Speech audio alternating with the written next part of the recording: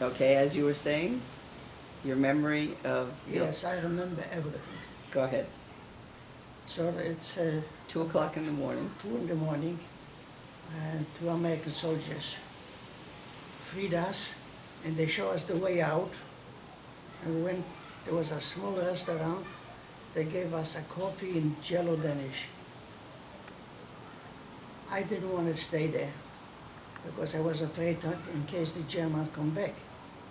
So I walked the direction to Landsberg am Lech. Walked maybe for an hour, maybe hour and a half, till we came to Landsberg, to a street they call Bergstraße. And we were there the whole day. It came the evening, I said, what, we're gonna sleep in the street? So I looked in the windows, I saw an empty room. They wouldn't let me in, so I called a soldier and he knocked and she let me in. So I went upstairs on the first floor, and for the first time I took a bath, first time in 5 years. And like I mentioned, she cooked for us rich food, what we should need is, and all of us got sick. I was the last one. But you knew you felt free. Yes. So that was, But it was I was really depressed. when you got sick. No. When I was free, I came to Landsberg. Nobody took care of us. And I was free, so what? Then I realized how I miss my parents and everybody. I was So- really depressed. A lot of people commit suicide.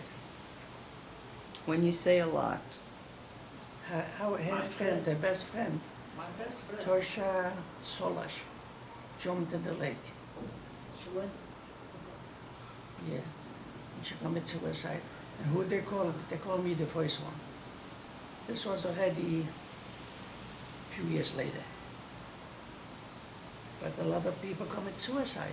They was free, and they saw they are alone on this world. What's next? So there are a lot of people. I was depressed. when you say a lot, 10%? First of all, 5–10% died from eating food what they shouldn't eat. We have a big hospital in Landsberg, and the Jewish doctors and everything. A lot of people passed away there. Now, Landsberg had 5,500 people. 5,500 people. So when you... The biggest, the You know, we have to be careful. Yeah. When you say a lot, would you say 10% would mean 500 people committed suicide? I cannot give you a name, but I cannot give you a name. Well, I'm just saying... I just said my friends have friend committed suicide. But do you and think... they were their friends. I Do you didn't think know. do you think 10 people committed suicide, or you think 500 people? It's hard to say. I cannot tell you, because if I would know the names, this name I knew. The other one I didn't know.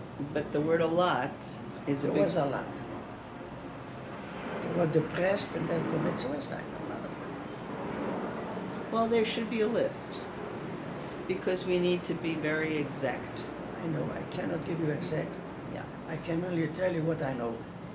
I know You- this person, I know her name. So would it be fair to say you had a friend that committed suicide? Yes, And that you have, that it's your perception that people committed suicide, yes, but that you don't really know how many? no, Okay. no. Now, did the depression ever leave you over the loss of your family? Yes, never, never. Never left you? Would you say that I don't ask survivors to tell me about other survivors. So when I ask you that question, I'm asking only about you. So you always lived with the loss Yes. of your family. I lost my father 8 years ago, and I can't compare to what happened to you, but I will tell you I miss him every day. Do you know how, did you know where they died? Yes. Okay, so you also live with the memory of how they died. Now, at what point you felt free, but you lived with a lot of pain? Were you determined to start a new life in spite of that? But the pain remains always, and always will. Okay. But were you determined to start a new life?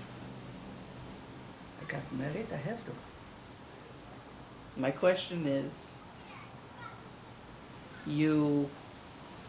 was there a point where you recognized you were free, you recognized that you had a great loss, you could have made a choice to kill yourself, or you could make a choice to move on? Did you make a choice to move on? I made a choice to move on. How did you make that choice? Before I saw my mother for the last time and my sister,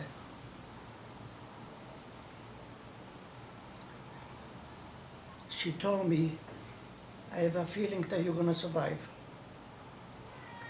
And I want you to remember her name, Cecil Turim. I entered the United States. And I remember this, and because of this, I probably survived. Help me. Because you knew there's other family. Yes. Okay. Is it because you knew your mother wanted you to survive?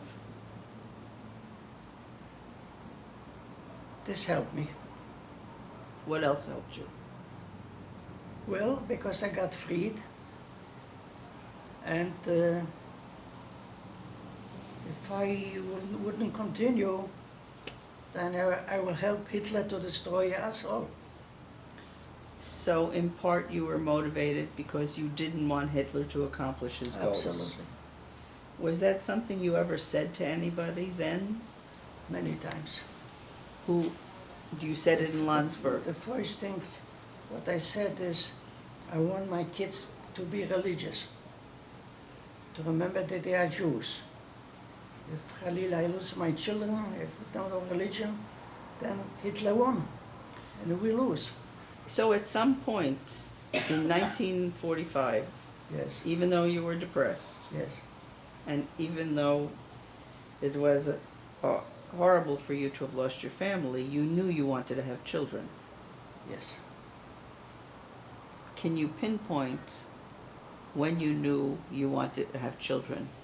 Was it right away? No, probably take a couple of years. Did you talk about the war with other survivors in 19... Always talk about this. Still talk. Can you speak up a little louder? We still talk about this. Always talk and always will be. To all survivors.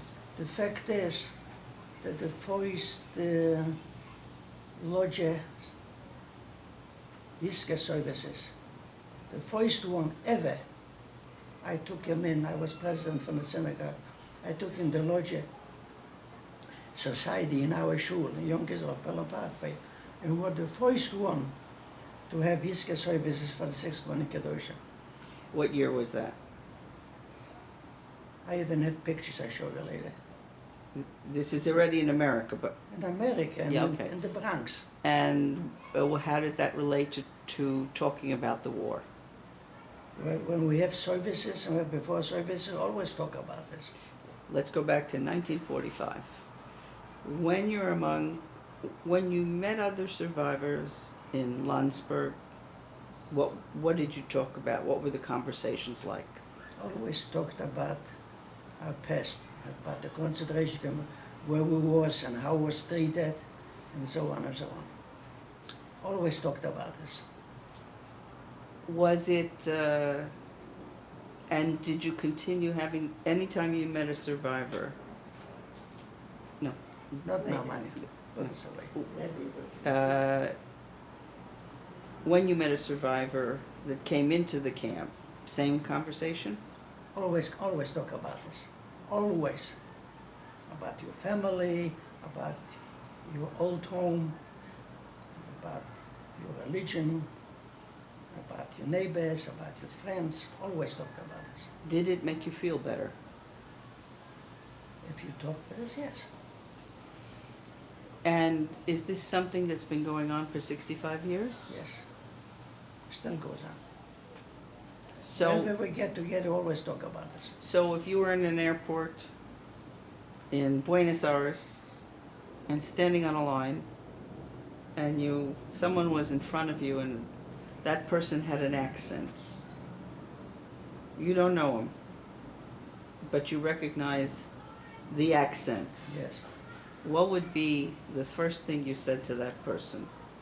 Who you are, from what city, and what's our country. So, And what would be this? And they said, Poland.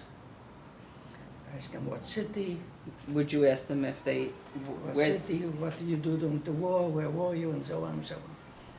so you are comfortable to talk to any survivor anywhere in the world. Yes. Why do you think that is? The fact is, 5 years ago, they asked me to speak about this. I couldn't. But now, 3 years ago I started, 4 years ago. And since then, I feel a little easier to talk about this. I couldn't talk about this. I was in the Abivaisha shul, and the rabbi asked me to talk, I couldn't. But why do survivors feel comfortable talking to other survivors? They tell you do trouble, you tell them this trouble. It helps each other. Is it because you have similar Well, that's circumstances? similar, yes. Okay. Now, you were in the hospital and then you came back to the DP. How long were you in the hospital? I have no idea. So 1945. Let's say 2 weeks. Okay. You came back into the DP camp. And it became a Jewish, the Russians, Jews were taken out. It became The Americans took the Russian Jews out, or the Russians? the Russians. The Russians took the The Russian Russian Jews. folks came in and they took him out. And so it became a Jewish DP camp. The Jewish came, we have elections, we have a president, we have a court, we have a jail, we have a police fort, we have a sanitation fort, we have Fachschules where they teach ladies to sew.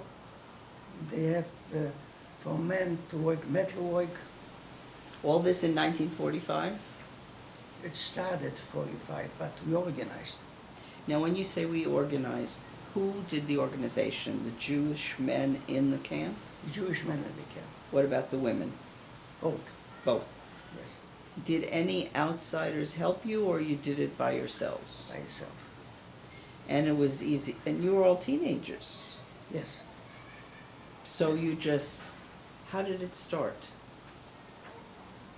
If you remember. Well, first of all, the President Eisenhower came there, Yeah. Ben-Gurion was there, spoke to us.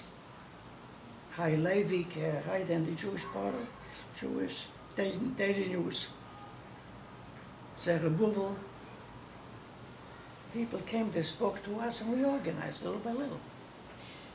Did their presence help you to organize, or was that just moral support? Moral support. The inside, all of inside, we did it our own. Okay, tell me what a bunk looked like. I mean, a The living quarters. How many people lived? in Landsberg, Yeah. How did you live? I used to work on police force, so they gave me a special room. We were on block 26, we have a room for ourselves. So how did everybody else live? Everyone got one room, Oh, that's nice. one room. Each family got a room. There used to be a casernes, they call, the German army used to stay there. And then when Eisenhower came in, he took one street of Germans out and he sent in the Jews. And we worked in block 26, was maybe 6 families in the whole building. But there was big buildings, 200, 100 families and so on. But each one got one room. So it was like a high-rise, 6 stories high. 6 stories, 100 Our families? place was 2 stories high, where I was. A Would- small building, So how many, but there were 5,500 people. 5,500 people. Did it ever get bigger than that? People left for Israel, It's our children. close the door, man. Yeah. People left for Israel, and people came in from other camps. This is 1945. 1945. The thing is, we got so many people who have no place where to put them. Man, you close the door for God's the most. So Swimming is a swimming pool. they Bag. form One second, one second.